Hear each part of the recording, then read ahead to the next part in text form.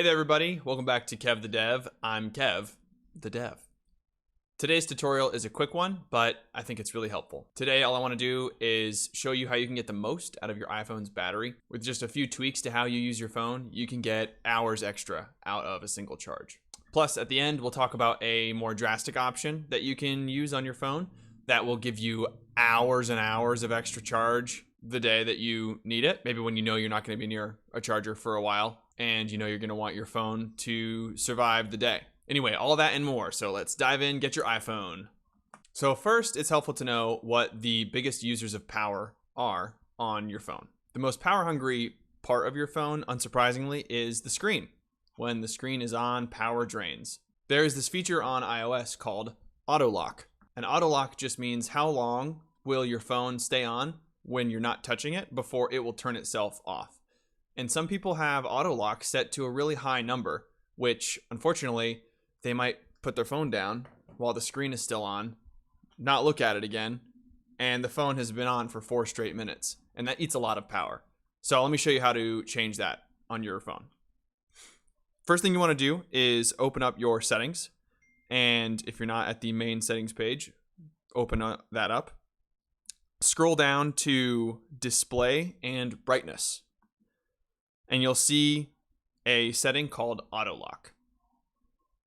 So AUTOLOCK being never would mean that if you left your phone screen on and put your phone down, it would never turn off.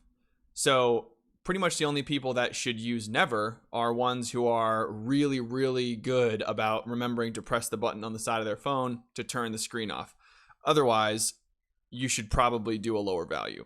Personally, I recommend for someone who doesn't really know what to set this to, set it to the highest, or the one at the top of the screen, 30 seconds, maybe a minute. Set it to something really short and try it out for a few days. If you notice that your phone is like turning off while you're maybe reading an article or looking at social media or whatever, then go back in here and up it to the next setting, the next longer one. But start off going to one of the shorter ones, and that's going to really save you some battery if your screen has indeed caused a lot of your battery drain.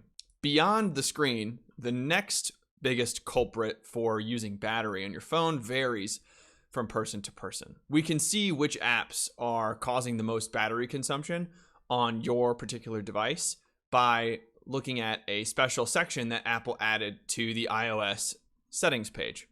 So let's go back to our main settings page, and we're going to find a section called battery. It's right below emergency SOS. Okay, so once that pops up, let's scroll down to a particular section called battery usage by app. Some of these apps might surprise you that are consuming a lot of your battery.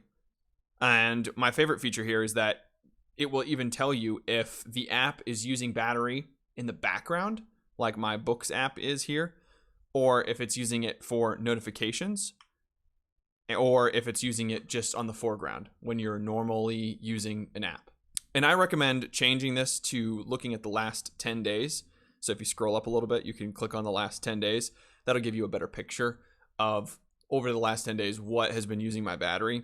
And a couple of things you should note when you look at this screen. If you see any apps that you don't even recognize, then what you should do is immediately close this out and delete that app. Find it on your phone, delete the app.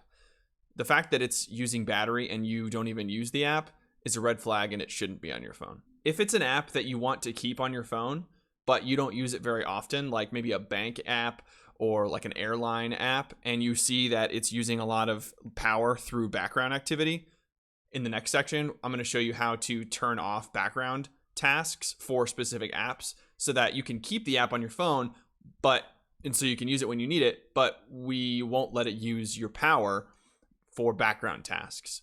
So I'll show you that next. But while we're here, I want to show you one more thing. So scroll back up to the top, and you'll see a section called battery health. So click on battery health. Little background here. So iPhone batteries are made out of a material called lithium ion, just like almost every rechargeable device made these days. Lithium ion is a very durable and robust material, but it does break down over time. More specifically, as you charge and deplete a lithium ion battery, what's called a charging cycle, as you use cycles more and more, your battery will eventually not be able to charge fully. And these batteries have a rating which says how many cycles they are rated to hold a 100% charge. So after 200 cycles from now, if your battery is rated for 200, I should still be able to charge my phone back to the same amount that it was when I purchased the device. But after that number, there is a definite decline in how much your phone can hold as a maximum. Even when your phone says 100% on your screen, like I'm charged 100%, that 100% isn't really the same as the 100% you saw when you bought the phone, because the lithium ion inside just can't hold that much anymore. But your phone doesn't tell you in the percentage of your charge the health of your battery. In order to find out the health of your battery, you have to use this particular feature here, battery health. And so for me, you can see that it says 91%. And that's actually not bad, because I've had this phone for almost 3 years. So the fact that my phone can still hold 91% of the total charge that it could hold back when I bought it, that's actually pretty impressive to me. If you see a number that's pretty low, like 20, 30, 40%, I would stop watching this video and just plan on buying a new phone, or at the very least buying a new battery, because you're just not going to be able to get a lot out of a battery that is only healthy enough to hold 40%, 30% of your total charge. Okay, I mentioned background tasks. So let's figure out how to turn those off. Go back out to the main settings page again. This time we're going to open up the general settings. And you'll see a section just a little bit down called Background App Refresh, which is just a fancy way of saying what's running in the background. Every single app has its own definition of a refresh. There's usually a period of time where an app will wake up, and if you let it, it will check for something. It'll do some sort of data processing. And like I said, each app has its own definition of what that means. It could just be as simple as checking the weather, or it could be running some long power-consuming process. So what we can do is look at each app, and if the toggle is on, that means that you are giving it permission to turn on in the background and do something. Now, that's not always a bad thing, and I want to stress that. You don't want to turn them all off all the time. There is a lot of use that can come out of background checking. Like if you are a Facebook user and you want to be notified when somebody comments on your page or on your posts, you need background app refresh for it to check, did somebody respond to my post? If you turn that off, it'll never notify you, and you're going to have to open the Facebook app up yourself, and then it will check. So sometimes you want background app refresh on, but other times you don't.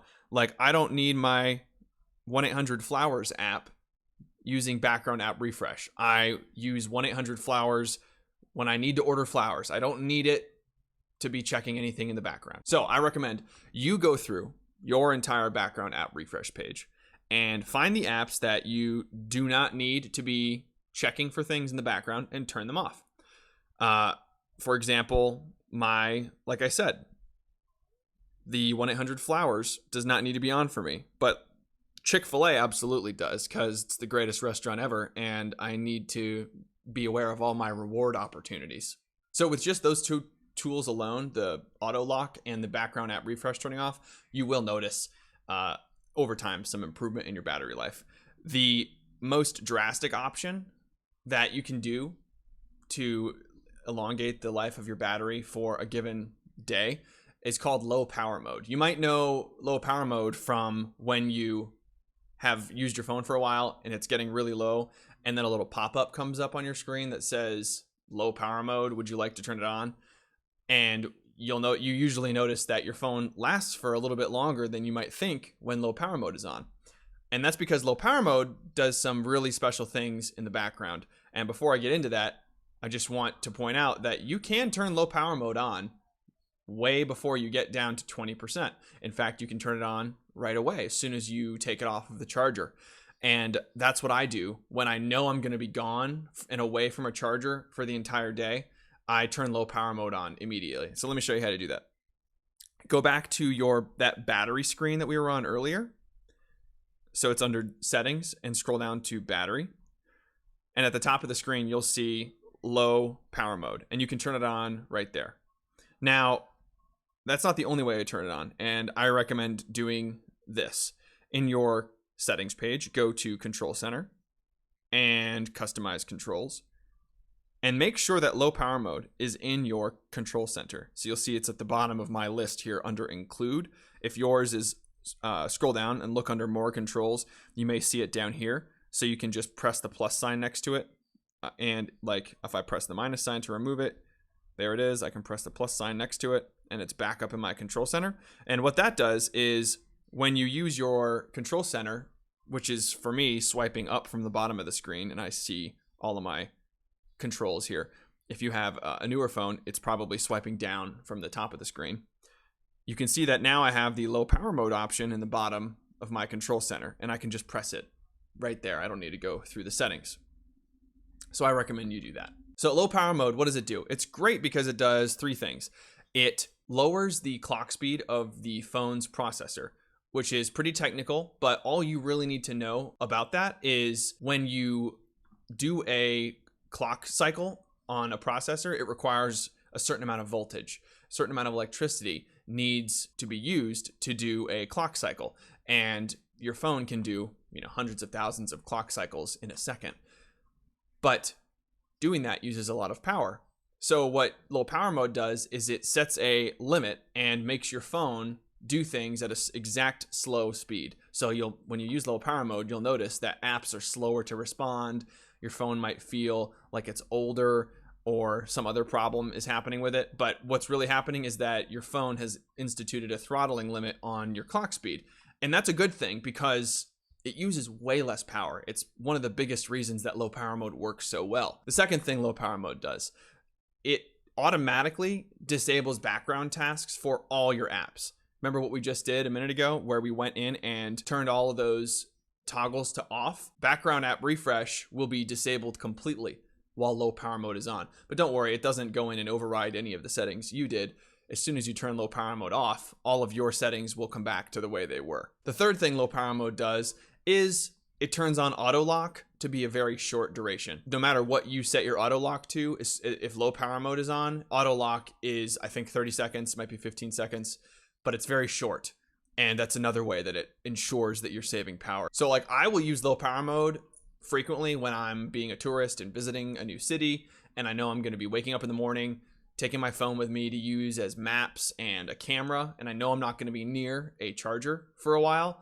I will take my phone off of the charger in the morning and immediately turn on low power mode. I will go throughout the entire day, taking pictures, taking videos, using my GPS and my maps.